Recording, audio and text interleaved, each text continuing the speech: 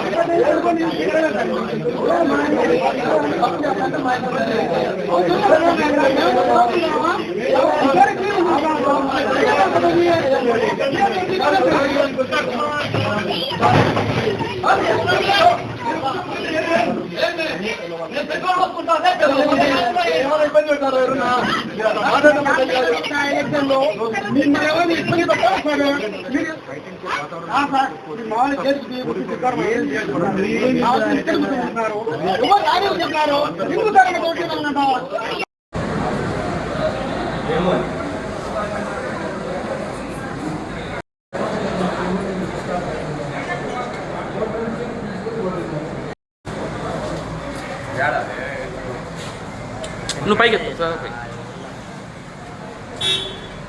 Right.